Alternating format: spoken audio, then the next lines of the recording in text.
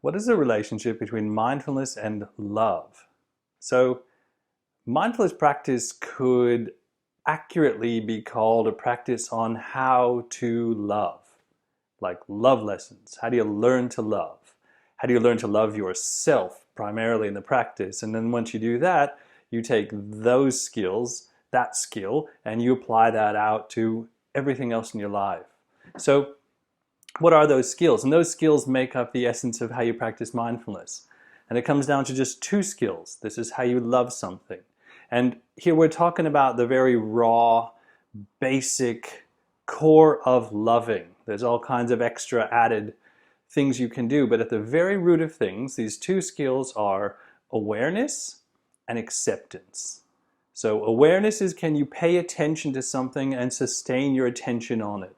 So for this, we have to build presence, we have to build focus. And then you sustain your focus, your awareness, on the object of your love. And in the practice, it's on yourself. And then the second thing you bring along with that awareness is you have to bring acceptance, a complete acceptance of what it is that beam of awareness is focusing on, what it is you find there. So when we look inward, we look inward through these different levels of ourselves. We look at our thinking self, we look at our emotional self, we look at the body, etc., etc.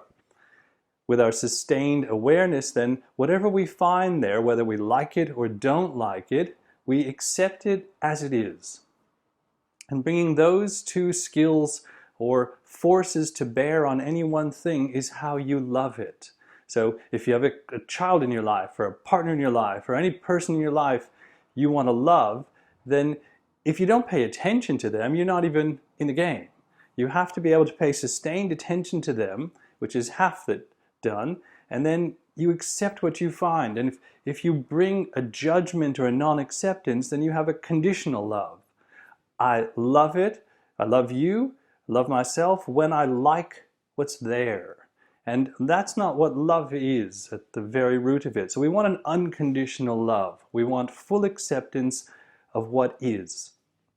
And if you understand the practice at all, this is what's at the root of the practice, is we bring our awareness to what's actually happening and we accept it as it is. Not how we want it to be, not how we're going to try to make it be, or we wish it was, or we think it should be, but how it is right now. And that's how you love something. And you practice on yourself. We build this awareness and we build this capacity for acceptance. And both are skills that we have to grow on purpose. We have to have the intention to grow those. And so awareness and acceptance as love, applying that to yourself, those two skills, this self-love, is the way we get through and rid of all of our issues. Every single one of them is fixed through loving ourselves. So mindfulness, again, as I started off saying, could very accurately be described as a practice of learning how to love yourself, cleaning this whole thing up, getting rid of all these issues, and then using those exact same skills to everything around you. Loving the people in your life, loving the actions that you take, loving the things you do. Can you love doing the dishes, brushing your teeth, walking to work, whatever it is you do? We can do everything with love if we bring awareness and full acceptance to it. And mindfulness teaches us how to do that, and in the process cleans us all up and then affects this transformation that's the goal of the practice. It all happens through learning how to love and building those skills.